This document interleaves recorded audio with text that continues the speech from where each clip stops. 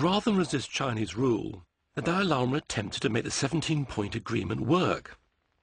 As it was meant to allow the Tibetan government to continue running its own country, for the next 3 years he set about introducing social and land reforms, attempting to propel Tibet into the 20th century. However, he still had ancient and highly demanding spiritual duties to perform. The Kalachakra ceremony, or Wheel of Time, is one of the most complex systems of theory and practice in Tibetan Buddhism.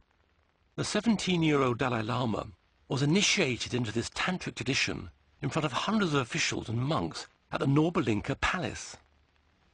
I think this is the first time of Kalachakra initiation at Norbalinka. I think 16, 17. I already, you see, took the responsibility of the Kasa, the temple power. Oh, bless me. Here comes His Holiness the Dalai Lama. Here he is receiving mandala offering for long life. He's looking so young. He's not wearing glasses yet. He must be 16 or 17. Here is the Lord Abbot, elder brother of His Holiness, Lhasa Samte. It must be inside the Norbalinka.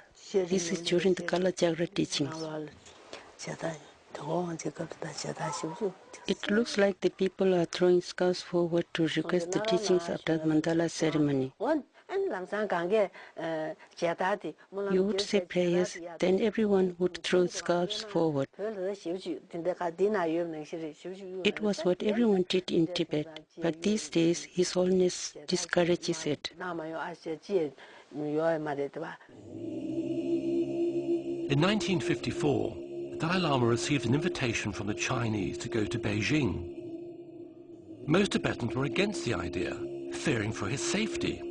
The Dalai Lama, however, was determined to go, seeing it as an opportunity to be able to talk to Chairman Mao in person. Then I felt, not only me, but some officials, some high officials, now two opinions. One opinion, now this is the right time, should go to Peking and meet high officials, high leaders.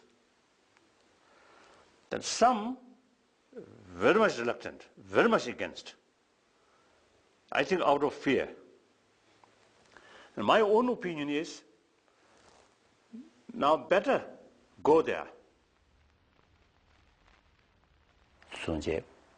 Eventually, it was decided he could go, provided he returned within 1 year. His Holiness himself promised the people he would return within the year. I heard that when he was about to cross the Tsangpo River, people had come from Lhasa in their finest clothes. In Tibet, it is a custom for women to dress up for special journeys for good luck. They all crowded along the river bank, looking very anxious. Some were even about to throw themselves into the river in sorrow and desperation.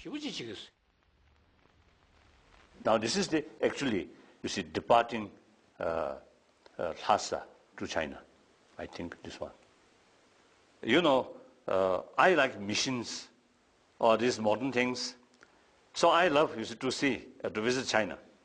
But at the same time, not like just tourists, also have some responsibility. So not very certain. So all kinds of mixture feeling.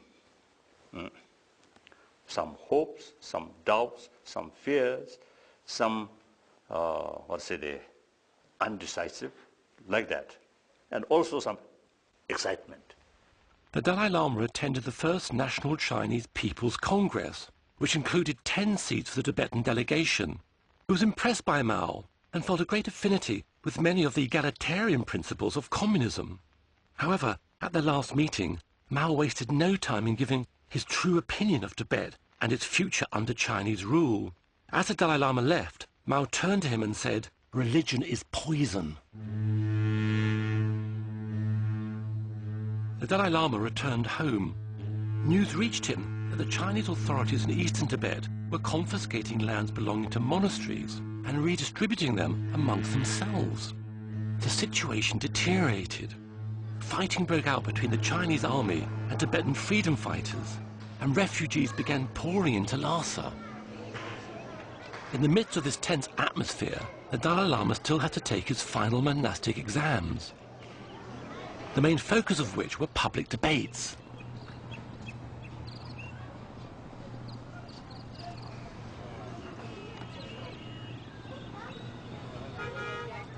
Debate is a rigorous discussion of Buddha's teachings.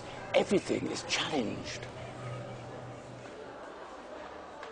Debate is an ancient tradition within Buddhism, which is still practiced today, though the monks, and now nuns, are somewhat more vigorous in their style than they were in the 1950s.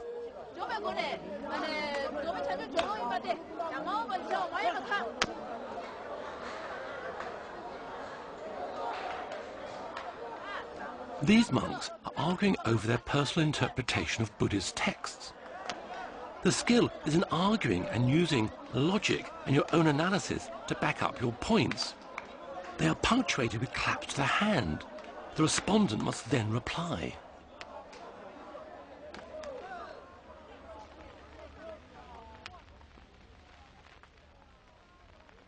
The culmination of the Dalai Lama's 18 years of study was an examination for a doctorate in Buddhist philosophy. It started with debates at 3 of the largest monasteries in Tibet.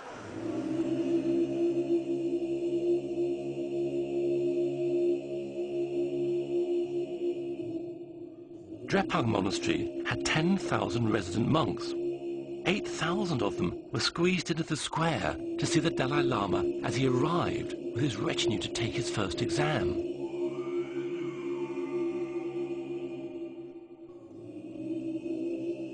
The monastery owned local estates and had some 20,000 tied peasants who worked the land and paid them taxes. The revenue paid for the prayer sessions and festivals which dominated monastic life. Feeding the monks for big events, like the examinations, was a huge, if somewhat rushed process. The young monks run down from the cookhouse carrying huge tubs of sampa for their brethren who are sitting in the square.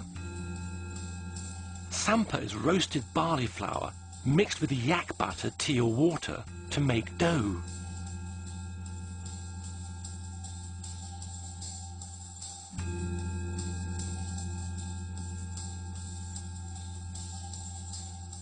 To celebrate His Holiness's presence, the monks are also given prayer scarves, tea and money.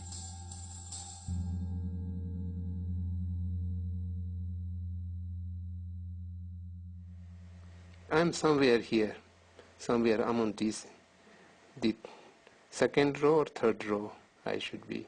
And this is a Goman side. These are the government officials. Now His Holiness is offering the debate to the 2 abbots.